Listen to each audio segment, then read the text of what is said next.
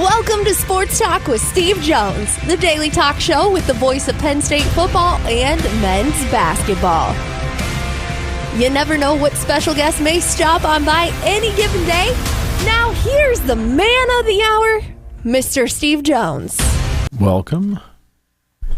Well, I guess in your city, that's pretty much the only winner right there, the Flyers. And they didn't make the playoffs.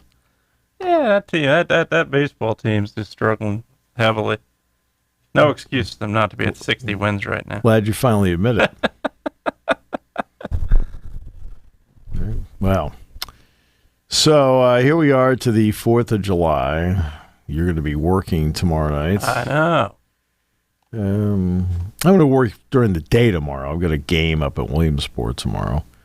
I will say this very quickly. The Spikes beat Williamsport last night 3-0. That was as well played a baseball game in every phase that I've seen in a long time. Like every phase. Both teams played great defensively. Both teams pitched beautifully last night. And the Spikes were the ones that came up with the 3 runs. 2 of them were RBI singles with 2 outs. They ran the bases well, everything. And the game took 2 hours and 28 minutes. It was as well played a game as I've seen. It looked like, the Williamsport's in first place in the MLB Draft League. The Spikes were in second place. It looked like the top 2 teams in the league last night. And they're going to play again tonight. It's big fireworks display big one tonight. It's military appreciation at the ballpark at Medler Field, LeBron Park. Then we go up to Williamsport tomorrow. Tomorrow will be the first time that the Spikes have played up there. It's going to be a 105 game tomorrow. So I'll be back in time to see the fireworks here and think about you working and toiling until, probably midnight, 1 a.m. 11 o'clock, midnight, yeah. Yeah. Yeah. That's you. Getting it done. Yeah. Paul George is now a member of your basketball team. You're loving it. I can tell you're excited. It's a very high risk, but very high reward if it works move. I think there's exactly. He's not played exactly on high risk, high reward in his career. Yeah. Where has it worked? Yeah, it hasn't. Took Indiana. I thought Indiana part's different. I thought he played great. Since he went left to OKC, Indiana. No. Okay, since he's left Indiana, no. He has been thought to be the savior everywhere he's gone. Yeah. Oklahoma City, Clippers, right? And he hasn't been. Right. Okay. So, yeah. Let's see. Pirates play the Cardinals tonight. Ollie's got the Cardinals playing pretty well right now. I also had to laugh the other day. The Padres were playing the Red Sox, and Donovan Solano was at third base, and Mike Schultz, the manager. Well, Mike Schultz was the bench coach and third base coach here in 2006, and Donovan Solano was on that 2006 team. They're reunited. Mm-hmm. Jared Jones goes tonight, and Jared Jones, he may be 5-6 with a 3.66 ERA, but he's pitched some terrific games for them along the way. So that game is going to be tonight. The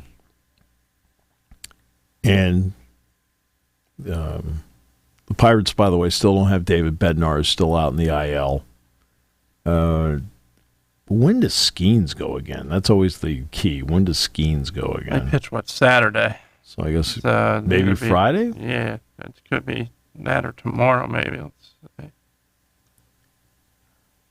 Yeah. He's checking. Yep. Internet never likes to work us. Right. Injuries. Let's see. Johan Oviedo is on the Pirates injured list. Tommy Edman is on the Cardinals injury list, as is Lars Nootbaar. What do they all three have in common? They're all former State College Spikes. Yep. Skeens goes on, not determined yet. I assume Friday is going to be the day, though. Okay. Jones goes tonight. Perez goes Are they home tomorrow. Friday? They are home against the Mets. Oh, Yeah. That's a good one. I like that. Friday, Saturday, Sunday, home against the Mets, and He's worth the price of admission. no question. Yeah, no question. He's absolutely just been incredible so far, and just got to get him run support. That's the biggest thing right now. I know. The gems he's been throwing, the amount of strikeouts he's had, and you just got to get him run support at this point. And Yeah. if the Pirates are not able to succeed this year, I think the biggest thing you are going to look at as a team is, what are we going to do to help this pitching out? Because this pitching's been phenomenal. Right. Yeah, beyond Skeens even has been phenomenal. Oh, I think he's been everything you could ask him to be. Absolutely. There's nothing about him where there's nothing about him I'd sit back and change. He's really good. Great. Yeah.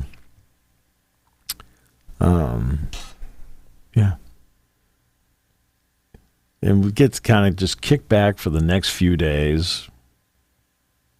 You, of course, will be toiling. Is that a good way to put it? That's right. Yeah, it should be interesting couple days. I might hit the road and see the Spikes coming up on Friday. Are you going to go up Friday? Might go up Friday to Williamsport, yeah. Yeah, why don't you come up in the booths and say hi?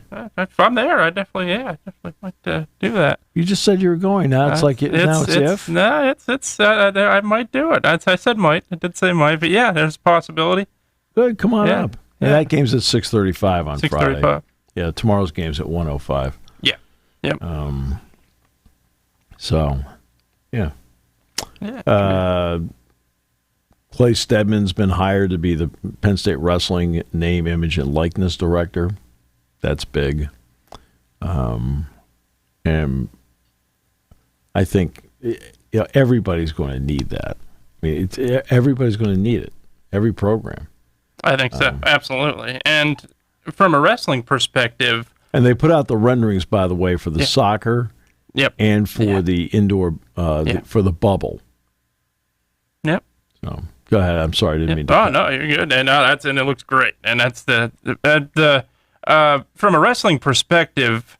And I'm not saying they're not maximizing their potential. I don't think anybody is in college football right now or college sports. But I think now where the wrestling is as a sport here. Obviously, there's more money to be made, especially individually, for a lot of these guys, and I think that's going to be a big part of it. I think that this wrestling program is ignored by certain people for Team of the Year nominations, 4-letter networks, but other than that, I think they are, without question, one of the great teams, one of the great dynasties in sports, and that word gets used quite a bit. In the wrong way, that's used in the right way for them. So I think this is the chance really for them to take off even more. But on the flip side of it, as you've said, everybody's going to need this at this point. Yeah, you're going to absolutely need it in college sports. It's where stability, hopefully, at some point somewhere, is here. Well, it's not yet. Yeah. Yeah. I think everybody's hoping that because the settlement still has to be approved by the judge, okay? But everybody knows it's in place. And I think everybody had been hoping that would be the stabilizing chip. And it is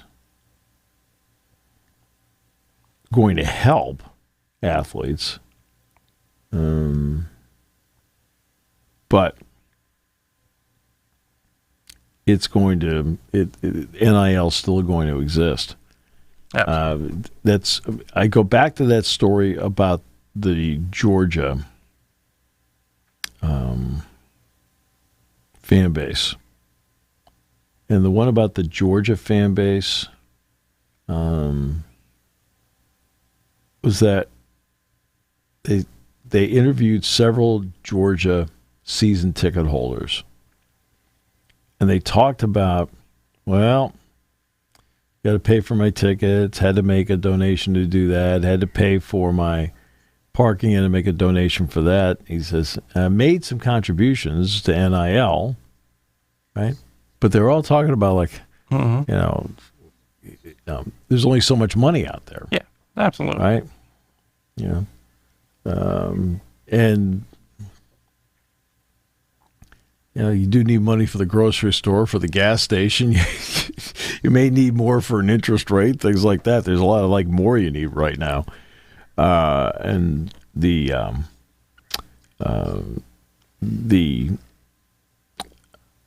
so that's the one thing that if you are working in development, there's always that concern that you're going to have about not just getting people to do it, but donor fatigue. Right. And, that's a big concern no matter what. You've got to continue to,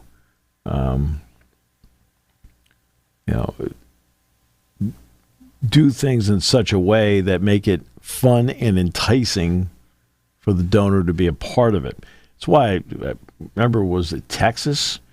Texas in its NIL was putting incentives out there for bowl trips, things like that. And the NCAA said, you can't do that. It's like, what are you doing? Just stay out of it. Absolutely. Just stay out of it, okay? If they want to offer incentives, let them offer incentives. I mean, come on.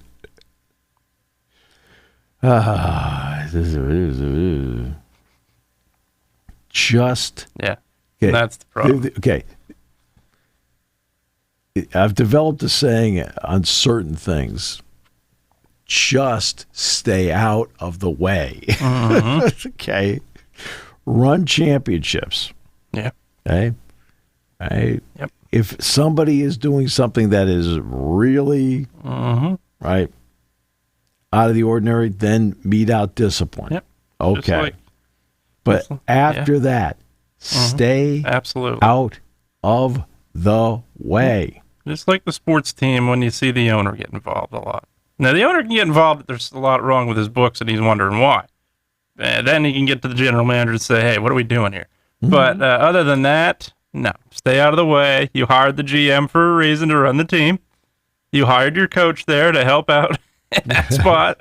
Just stay out of the way. Let them trust them, and things will work. What amazed me with the Yankees was George Steinbrenner's out of baseball, and man, just like that, wow, 4 championships. Yeah. Yeah. Look, it's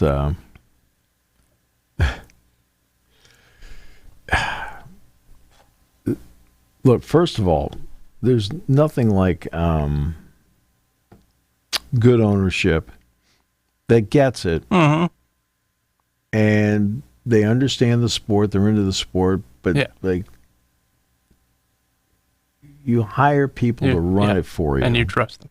And you trust them to Absolutely. do the job. Yep. Right? Since the beginning of the ownership of Jerry Jones with the Dallas Cowboys, where they had great success early. Jimmy Jones won 2 titles, or Jimmy Johnson won 2 titles, and then they brought Barry Switzer, and then he won a title. Okay. They haven't won since. No. Nope. And who's the general manager of the team? Yeah. And that's... And it's not as if they've made bad draft picks. No. I mean, for example, when they needed to draft offensive linemen, Smith was a great Incredible. pick. Yeah. Fredericks was a great pick. Yeah, absolutely. Right? They got CeeDee Lamb, great pick. Micah Parsons, a great pick in the 4th round. I was going to say Prescott in the 4th round. Prescott, absolutely. 4th round. Say what you want about him, but 4th round pick. So it's, so I know everybody is saying, "Oh yeah." It's not as if they have made bad picks. The problem I've had have been picks, Dak Prescott aside. Their problem has been the picks they made in rounds 3 to 7. They have not been able to clean up in rounds 3 to 7. That's where you have to trust your scouts. Absolutely. And that's where I think a lot of the franchises that have been around for a while in terms of success, that's where they've succeeded. Obviously, the Steelers have done an exceptional job. Yeah. Patriots have did a great job. I think the last couple of years, I'm not so sure. Right, but again, the system is set up. 49ers, same thing, 5th round, 6th round.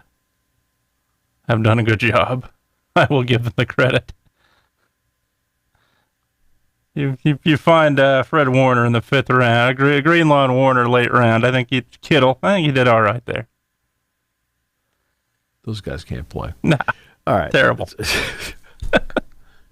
No, but the Patriots and the Steelers, to their credit, have bucked the NFL trend. Yeah, right. It is, in fact, they've bucked the system. Yeah, you can tell by how the Patriots the last few years, have rolled back. All right, but when you have a 20-year run and you can do all the Tom Brady stuff you want, he's a critical guy, but he's absolutely. He wasn't everything. Okay, he doesn't play defense and he doesn't block. Didn't play defense on a team that had a wide receiver at cornerback on one of those Super Bowl championships. Right, Troy Brown. Right, because of the injuries. And there's no doubt Brady had a lot to do with it, but don't think it's a one-man show. No. Bill Belichick put together teams, and the way the NFL is set up, you're supposed to have windows to do something, okay? And those windows are usually supposed to last 3 to 4 years. The Philadelphia Eagles right now are into one of those windows, right? It's this year, next year. After that, I don't know what's going to happen with them, because then the wheels start to come off the wagon, because now the salaries all increase, and because the salaries are increasing, there's a cap, and you now have to start managing the cap. Yeah. Right? Because now they're finally paying their quarterback. Oh, there you go. See, Green Bay's in one of those spots right now. They got a lot of things going for them, but they're going to have to pay Jordan Love here at some point. When you have to start paying the quarterback, you now have to become exponentially more creative. And your 49ers are going to be in that spot shortly with Brock Purdy. Absolutely. Because they're going to have to start paying the quarterback, which is going to take up anywhere from 12 to 18% of the cap. Yeah. And it goes up the more the months go on. Yeah. There's no doubt. Every quarterback that signs an extension. So the Steelers, because of Roethlisberger, and because of Brady, who both, by the way, especially Brady, Brady structured his contracts to build teams. He could have been the highest paid player in the NFL year after year after year, but would he have won championships? But because he took less, or at least had his contract structured in a way where it didn't give the cap hit, the Patriots were able to take the extra money and then bring in players to fill critical spots and gaps. Same thing with the Steelers, especially, Roethlisberger took less at the end, but Roethlisberger wasn't doing max contracts for years either. And that makes a big difference when your quarterback does that. You notice they're restructuring Patrick Mahomes' contract. Mahomes, there's a point where you've got a lot of money, and guess what? If you like to win, I've got enough money, let's keep winning. Absolutely. And that's what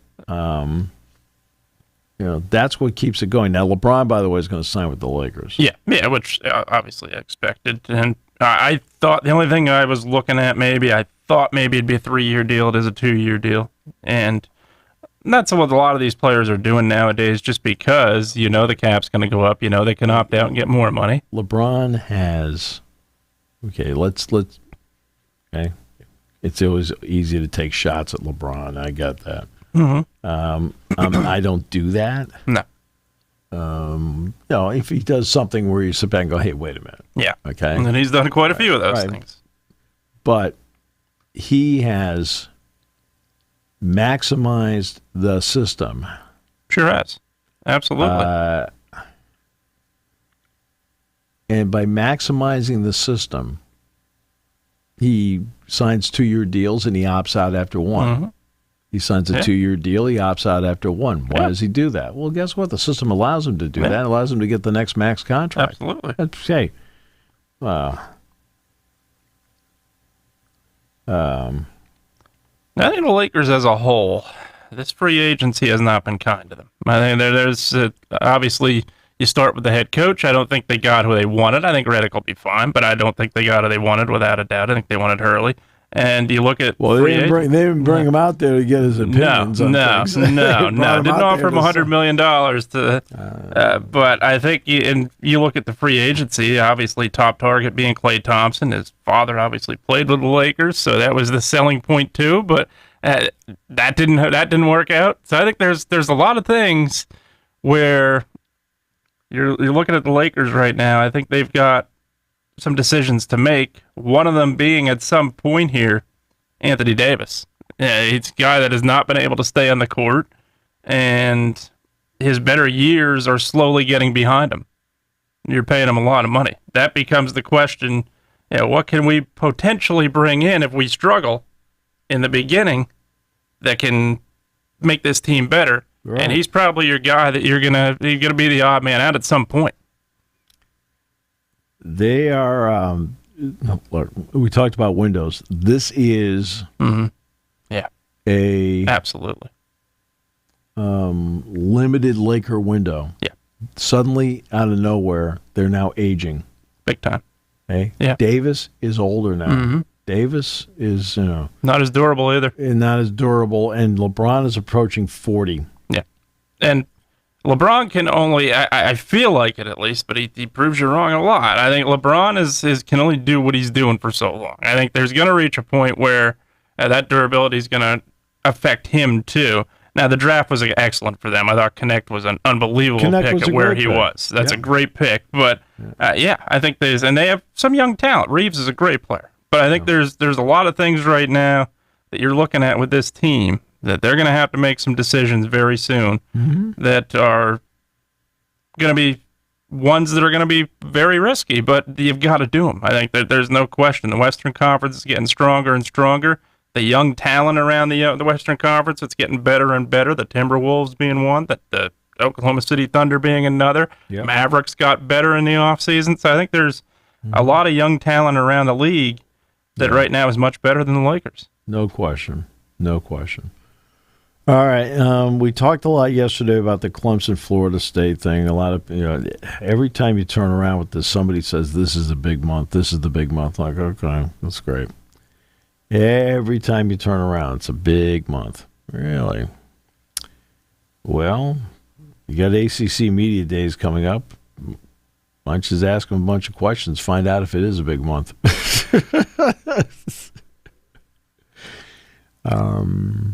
Look, I understand the frustration that they have with all this. You see what Clemson did with South Carolina? They wanted to play on Black Friday, and the ACC said yes. South Carolina said yes.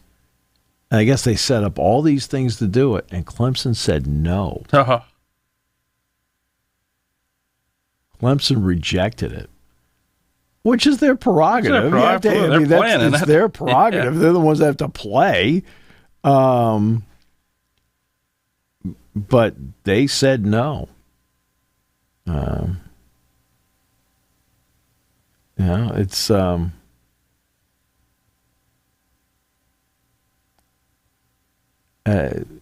I guess the ACC is furious about it. And Clemson's not that happy about it. And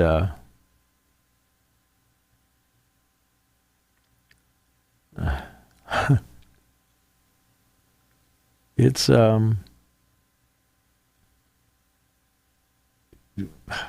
don't know what they're going to do. And to me, what could be a potential solution is, why don't you merge with the Big 12? How about that? There you go. Now, that would be an unmanageable mega conference. I agree. Yep. I mean, that would be an unmanageable mega conference. Yeah, no doubt. Like I said, I said yesterday, I want to see how 18 works first. I mean, all these people running around, hey, do this, do this, do this. I mean, God, okay, guess what? You got to manage the dang thing first. Okay, it's one thing to bring somebody in. But my goodness, you got to manage it. I mean, I can just imagine the job that had to be done to schedule. How many Big Ten sports are there that they present? Were there 24? There's 20. Yeah, it's 23 or 24. Yeah. Right. You have to do schedules for 24 sports. Right? Not just football. I mean, the football and basketball are the ones that get all the publicity, but you had to do the ones for all the other ones too. Well, that just is really, really hard to do. And now you want to go to 20? Well, it's just 2 more. It's just 2 more. Okay.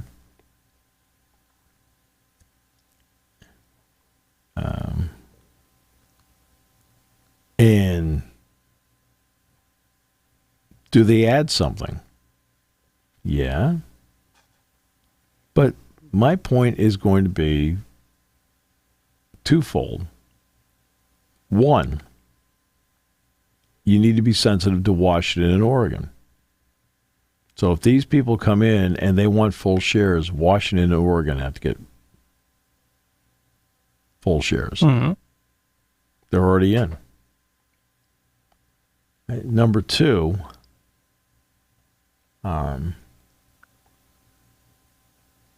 you then have to figure out a way to make it work with 20. And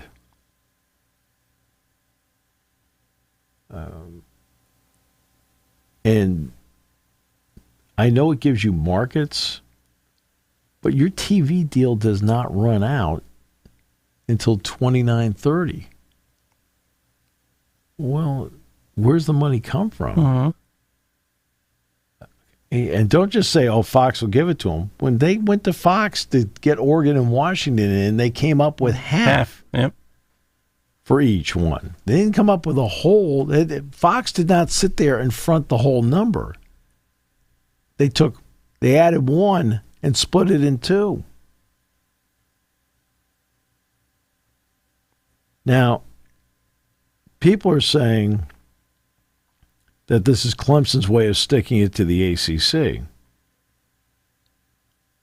And I don't know. Who knows? I don't think they've ever played on Black Friday, South Carolina. Nope. And Not that I remember. Right. I don't think they ever have. They were talking about how others have done it.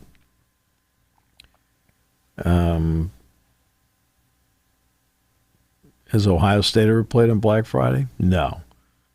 Michigan? No. There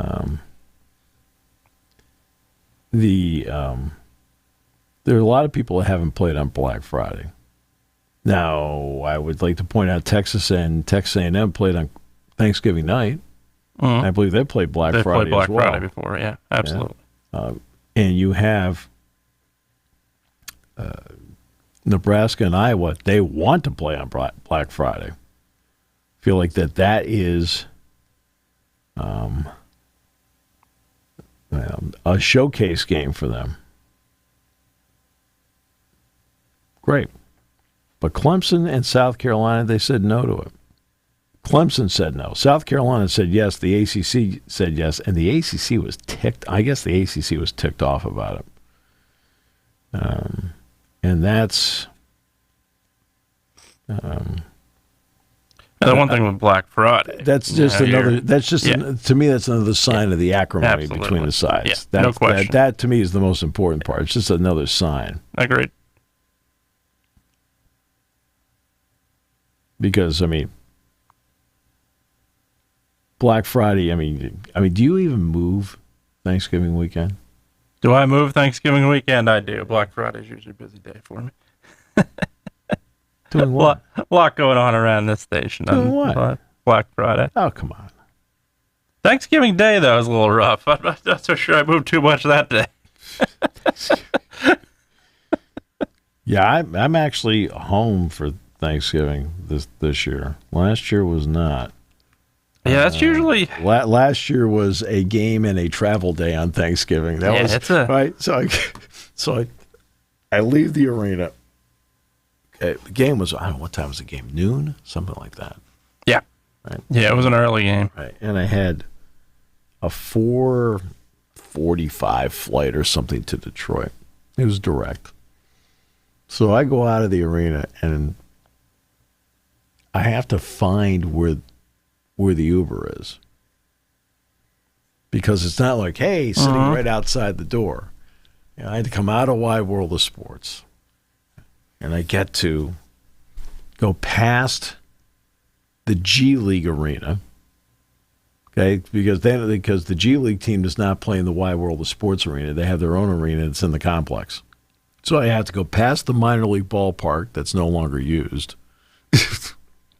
go past the G League arena, and I find my guy. Perfect. I get to the airport, no problem. There's nobody at the airport. First of all, there's nobody on the way to the airport. That's the way I knew I could leave later. There's nobody on the way to the airport. There is nobody in the airport. I sail through, no problem. Get on the plane, fly up to Detroit. Now, the Lions played the Packers that day. But they played at noon. Same time Penn State played basketball with Texas A&M. Yep. All right. Get to the hotel. All the restaurants are closed. Because I think I got to the hotel. I want to say, because, you have to fly up there.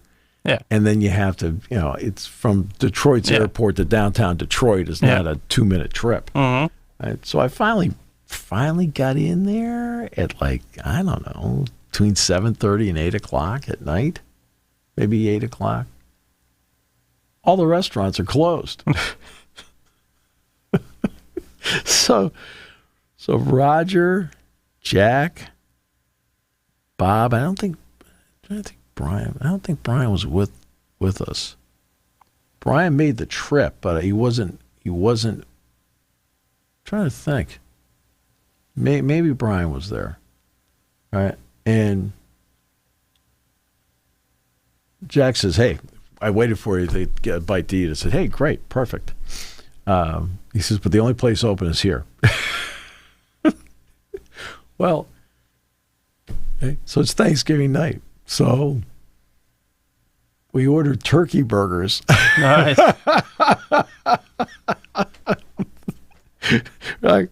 And all of us had one. Raj had one. I had one. Jack had one. Everybody had a turkey burger. Hey.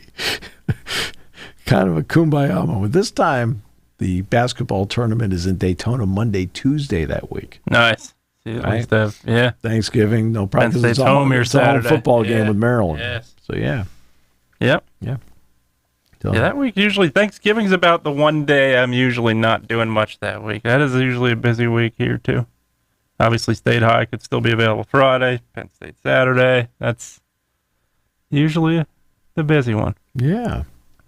I think right now, as I'm looking at it, I'm hoping is not the case, but I think State High may have to make that trip again next year or this year, upcoming, back out there. I think they redid the lines again.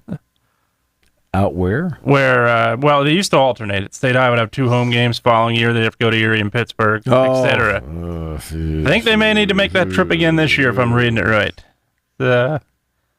Yeah, we shall see. I made that trip to speak. Well, I made too many.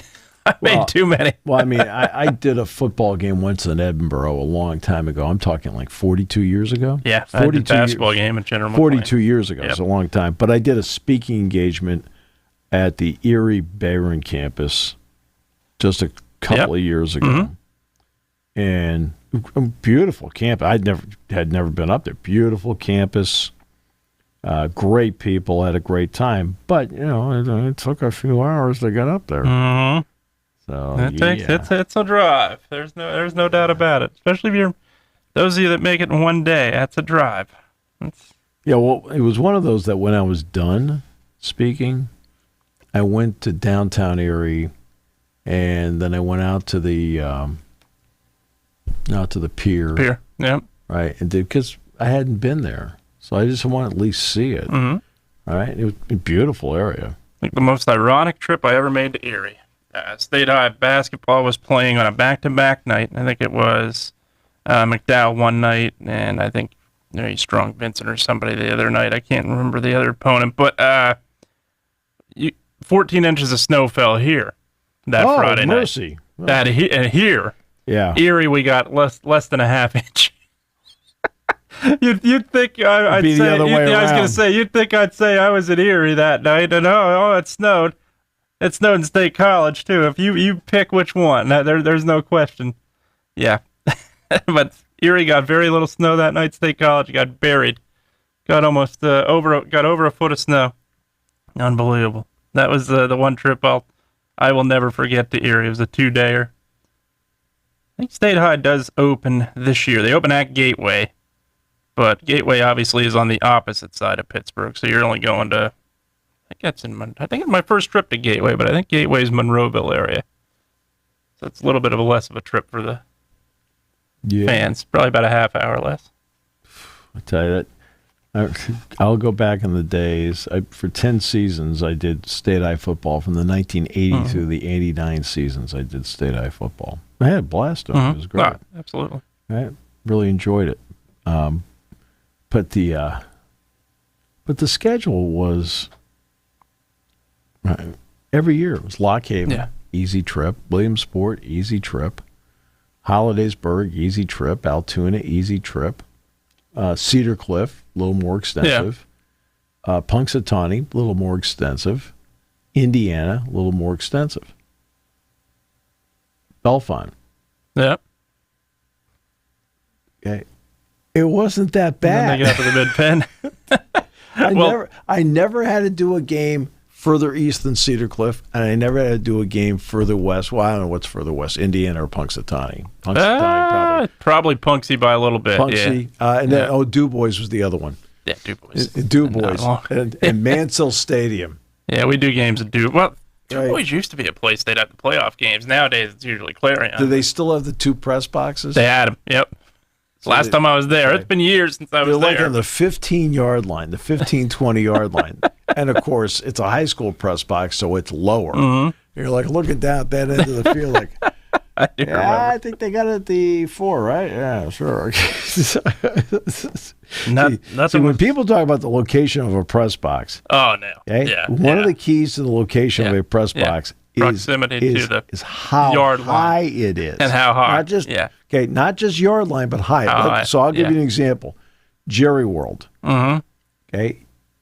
We did the Cotton Bowl at the goal line, but we were high. High enough that you could see. Where it didn't matter when they were at the far end of the field because I had a good view and a good angle of it. No big deal. Right? Washington, where the Commanders play. Okay. You're at the corner of the end zone. I was going to say, that one was, like, I remember the trip to FedEx Field. Played Indiana. Merrill Reese and I have had a lot of talks about that place. I remember that, yeah. Right. Especially, and what's annoying more than anything for me, and... He never cared. But what's, I think the most annoying part is some of these stadiums like this, we're talking new stadiums here. And they still just you don't think about how do we accommodate? Well, and part of that's the suites and everything else. Well, see, I've told that story about Jerry Jones and Brad Sham, who does the Cowboys games, and Brad came into the booth to talk to Jack and I, and he says, "Steve, Jack," he says, "I'm really sorry about the." He starts out. I said, "Sorry about what?" I said, "This booth's great." Right. Yeah, I'd like to point out it's the only booth we've ever had where the bathroom was in the booth. In the booth? Yeah. Oh, man, that's awesome. That's awesome. Okay, I'll be back in 2 seconds. That is awesome. Okay. But then you have... But he said he apologized for it. Yeah. And we're like, I said, what do you apologize for, Brad? This is fine. This works out. I said, I have no problem with this. I can easily do the game. And don't do the thing about the big screen. The only time I looked at the big screen was on a replay. Yeah. But he said that when they built it, Jerry Jones, and he gave his best Jerry Jones impersonation. He said, "Brad, I love you." He says, "But I got to sell all this stuff, everything in the middle." He says, "I got to put you here." He says, "I feel bad about it, but I can't. I got to sell the stuff in the middle." At least with Jerry World, the media as a whole is kind of in a rough spot. But if plays like Heinz Field. Yeah, those that are just watching the game, they have a story to write, obviously. They have a job to do. There's no question. I have no problem with people doing the job. But having said that, there at midfield, you're at what, the 20? No. The 10? I mean, I was in. No, I'm inside the end zone area. Yeah, I was going to say, because I was in the student radio booth. Took a visit there, and that was about the 10-yard line, 5-yard line. I'm in between the goal line and the end line. Yep. Okay. Yep. So that's where we do it. See, that's why that doesn't make sense. No, it doesn't. Because a writer, as you know, whom I respect tremendously, right? But their work, for the most part, after the game, is after the game while we're doing the game in real time. Yeah. That's why, it has nothing to do like, hey, we should have the 50-yard. Well, no offense, the broadcasters should, because they're doing the game in real time. Yeah, they need to see it. Yeah, there's a couple things about Heinz Field that I think they could have, if they could do it again, they would have done a few things differently. I don't think there's any doubt about that. I think, and that's, look, the everything about the outside of it, the stadium as a whole is incredible.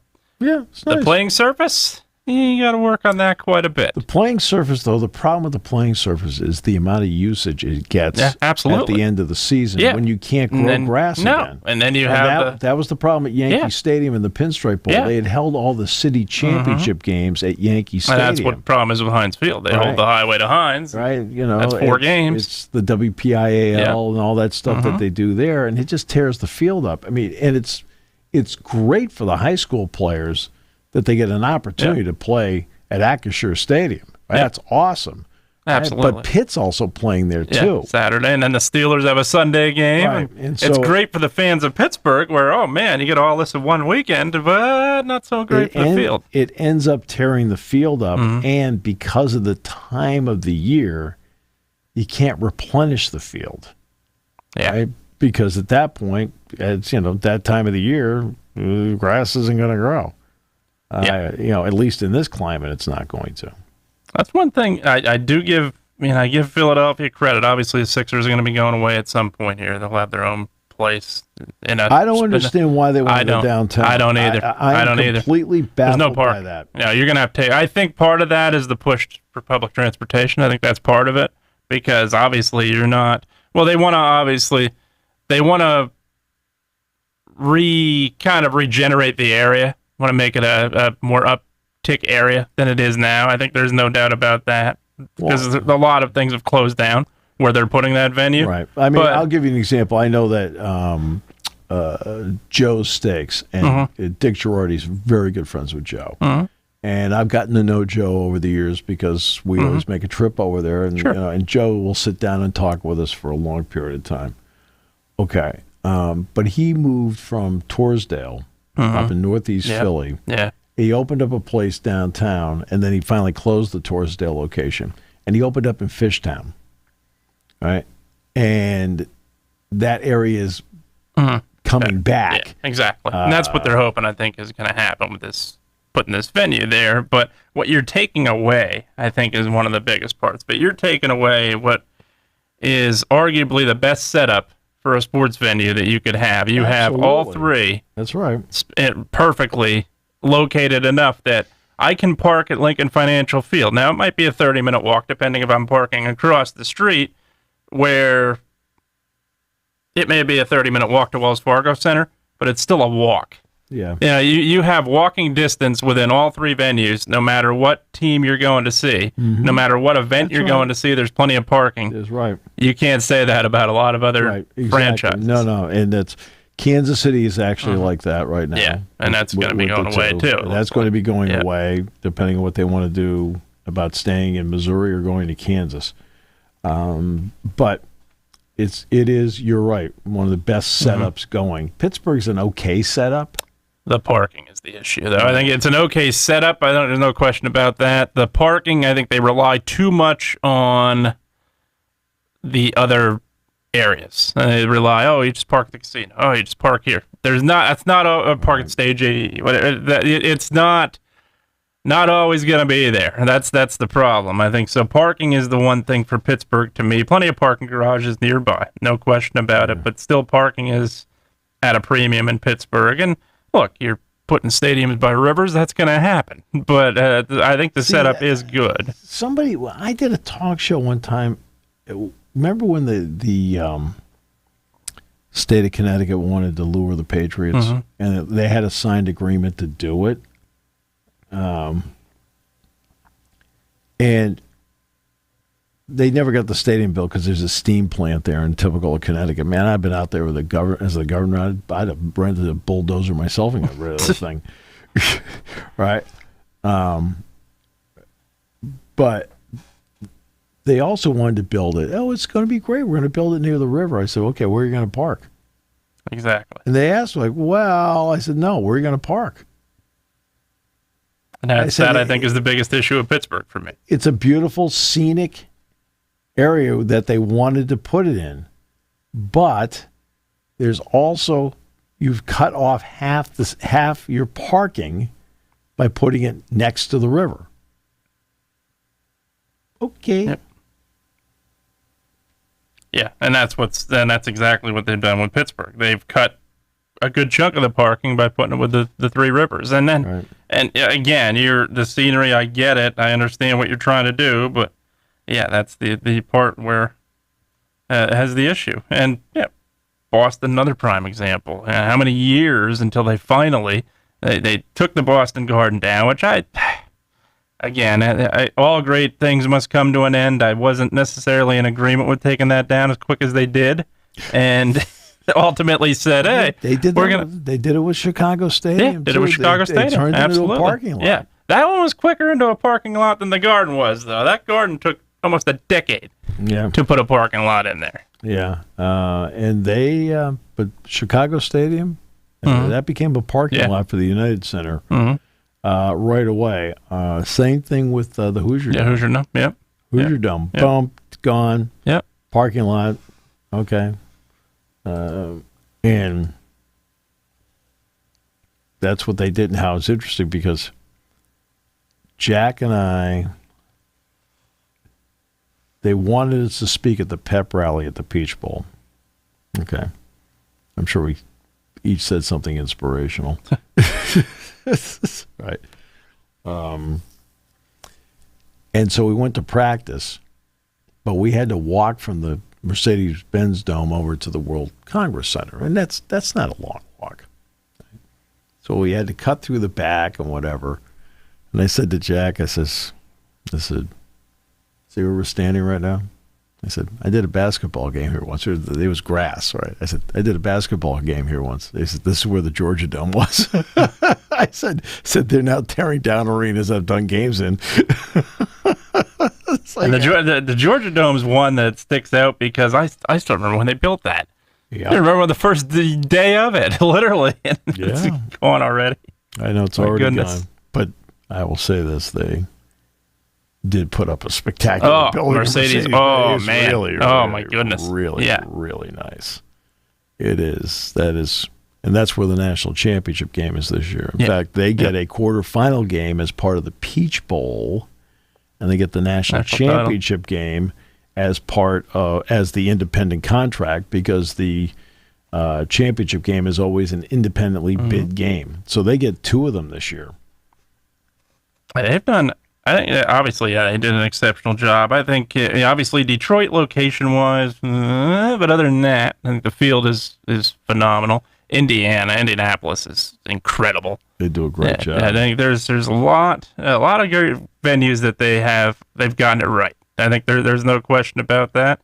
And to this day, I give the credit to Baltimore. I give the credit to Camden Yards because I think that started every trend you're looking at right now, where you're building it with scenery here, and here.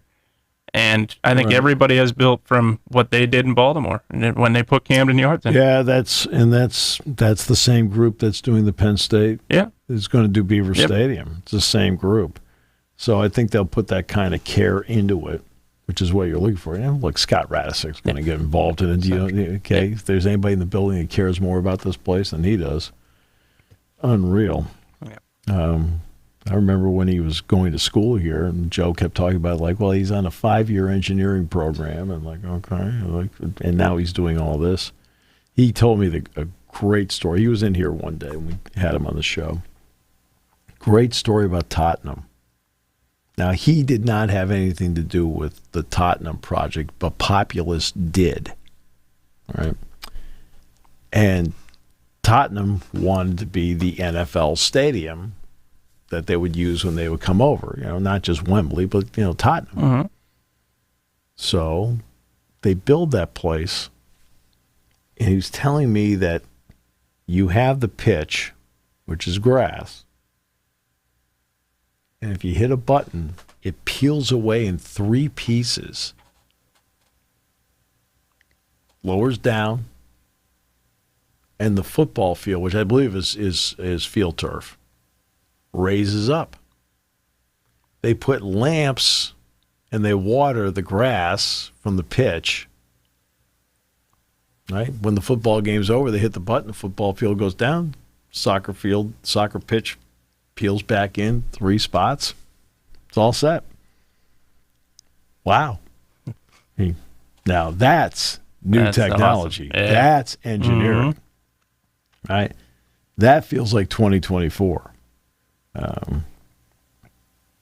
Yeah, it's unbelievable what they're able to do. I think obviously a lot of ways, and look, this is not going to happen at Beaver Stadium. Don't get your hopes up. But I think a lot of great things that now you see with the stadium.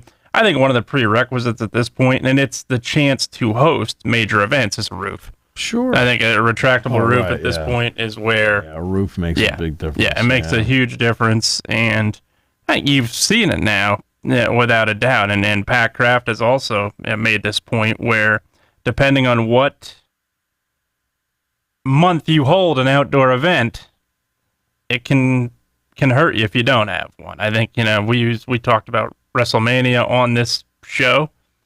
Philadelphia, that Saturday night was 29 degrees, 31 degrees on a night in April. So you just never know. And then that's the one thing I think now where if you're going to host a major event, on the East Coast especially, very good chance you're going to need a retractable roof. Well, let's face it, not just on the East Coast. I mean, anywhere north of the Mason-Dixon line, you're going to have a roof to do it. And that's why you saw, for example, what Detroit did, what Minnesota has done. Indiana. Indiana's done. They've even been able to go out and, for example, Indiana, I mean, they had the national championship game. Mm-hmm. I mean, that's the first time anybody from Georgia had ever been north of the Mason-Dixon line. That's right. Well, they used to need passports at UConn to play a basketball game from the women's side. They left stores. What's this state? Exactly.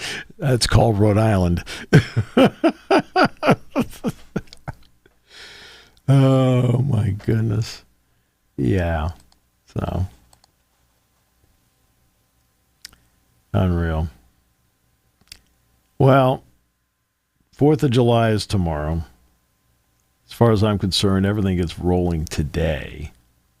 I mean, this is like a... Traffic-wise, it's rolling, I can tell you that. There's a lot of traffic outside. Yeah, a lot of traffic on the interstate. Not so much in town, but on the interstate. You were driving? Oh, you were trying on 99? Yeah.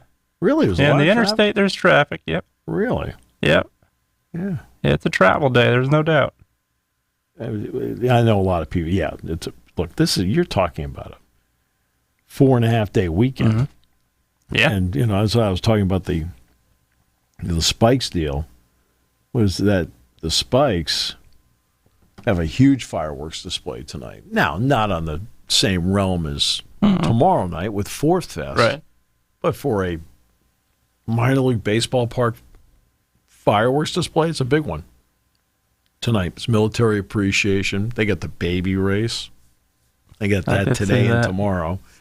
My running joke has been that Jerry Valeri is the defending champion, but he's a long strider. And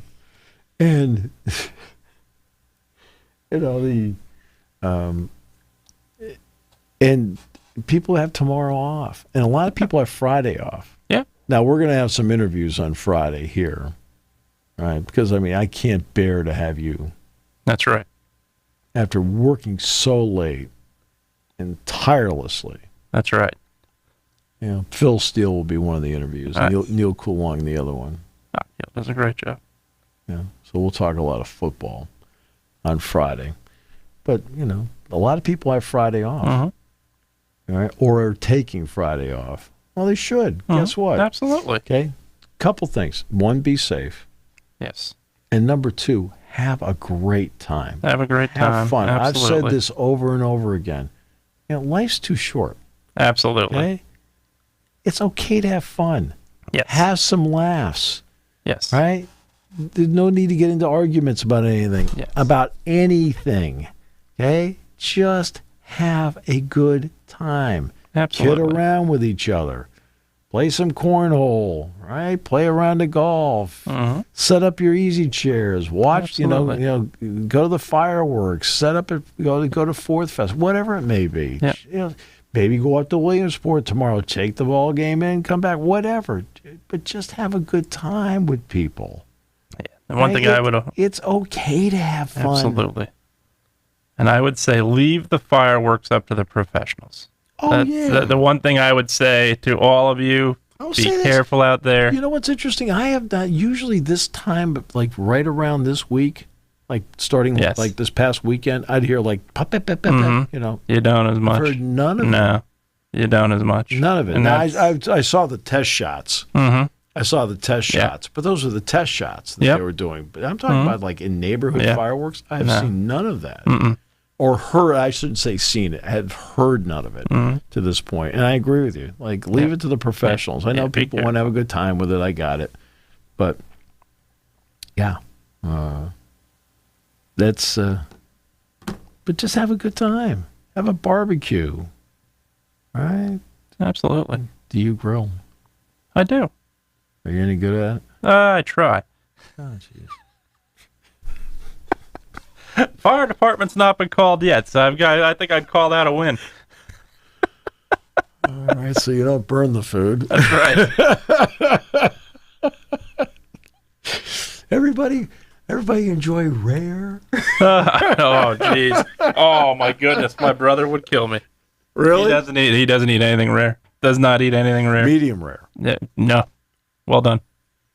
Not medium well. How about medium well? I don't think so. I don't think he likes anything pink at all.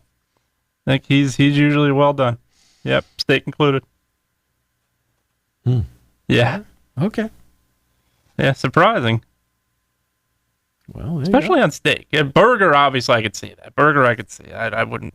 Well done on a burger for me too. But steak, yeah, I do eat it. Okay. Good. Well, enjoy that. Do a great. Likewise. I know you'll do a great job. They're in great hands with you running the show here tomorrow night, and then I don't know if you're in next week or not. I think Tuesday I am. Like I'm in Tuesday for Kyle. Yeah. Looking forward to it.